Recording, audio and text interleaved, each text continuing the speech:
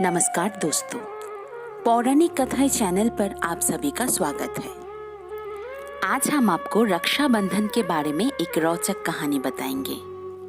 राखी का त्योहार, जिसे रक्षाबंधन के नाम से भी जाना जाता है, दरअसल ये श्रावणी उत्सव है जिसका जिक्र हमारे धर्म ग्रंथों में भी मिलता है।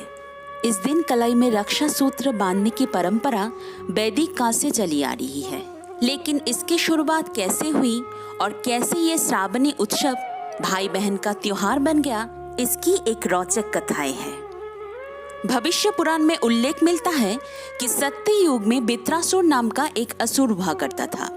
उसने अपने साहस और पराक्रम के बलबूते पर देवताओं को पराजित कर स्वर्ग पर अधिकार कर लिया।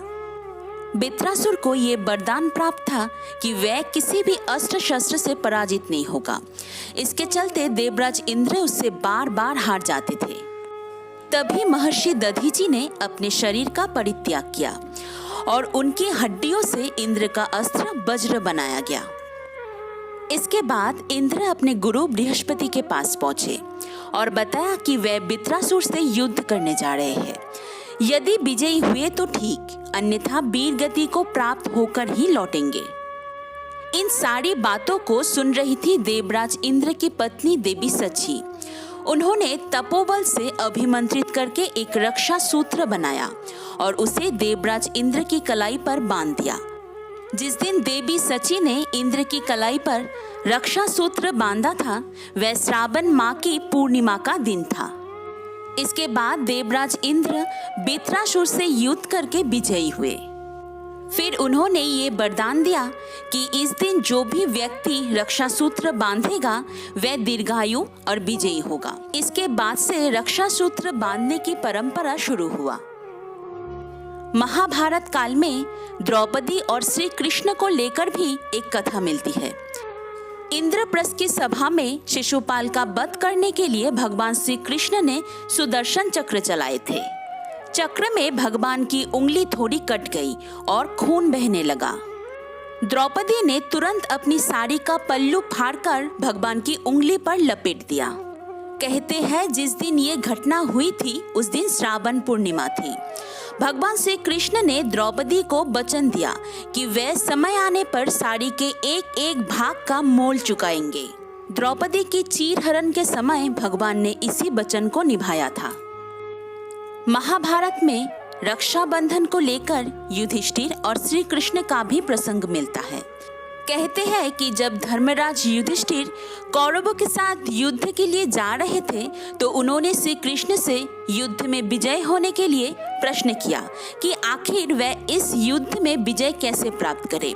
तब श्री कृष्ण ने उन्हें सभी सैनिकों को रक्षा सूत्र बांधने की बात कही। उन्होंने कहा कि इस रक्षा सूत्र से व्यक्ति हर परेशानी से मुक्ति पा सकता है। इसके बाद धर्मराज ने श्री कृष्ण के बताए मुताबिक ही रक्षा सूत्र बांधा और उन्हें सफलता भी मिली। लेकिन ये रक्षाबंधन का उत्सव भाई बहन का त्योहार कैसे बना? राजा बलि बहुत दानी राजा थे और भगवान विष्णु के अनन्य भक्त भी थे। एक बार उन्होंने यज्ञों का आयोजन किया। इसी दौरान उनकी परीक्षा लेने के लिए भगवान विष्णु वामन अवतार लेकर आए और दान में राजा बलि से 3 पग भूमि देने के लिए कहा। लेकिन उन्होंने 2 पग में ही पूरी पृथ्वी और आकाश नाप लिया। इस पर राजा बलि समझ गए कि भगवान उनकी परीक्षा ले रहे हैं। तीसरे पग के लिए उन्होंने भगवान का पग अपने सिर पर रखवा लिया। फिर उन्होंने भगवान से याचना की कि अब तो मेरा सब कुछ चला ही गया है, प्रभु आप मेरी विनती स्वीकार करें और मेरे साथ पाताल में चलकर रहे। भगवान ने भक्त की बात मान ली और वैकुंठ छोड़कर पाताल चले गए।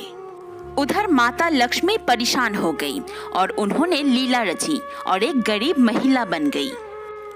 गरीब महिला बनकर माता लक्ष्मी बलि के सामने पहुंची और फिर उन्होंने राजा बलि को राखी बांधी। बलि ने कहा कि मेरे पास तो आपको देने के लिए कुछ भी नहीं है। इस पर माता लक्ष्मी अपने असली रूप में आ गई और बोली कि आपके पास तो साक्षात भगवान है, मुझे वही चाहिए, मैं उन्हें ही लेने आई हूँ। इस पर बलि ने रक्षा सूत्र का धर्म निभाते हुए मां लक्ष्मी को भगवान विष्णु सौंप दिया। देवी लक्ष्मी ने मुंह बोले भाई बलि को राखी बांधकर विष्णु भगवान को मुक्त कराया था। इसी दिन से राखी भाई बहन का त्योहार बन गया और रक्षाबंधन का मंत्र भी इसी से बना। ये वीडियो आप लोगों को कैसी लगी कमेंट करके जरूर बताना and please subscribe my channel. Thanks for watching.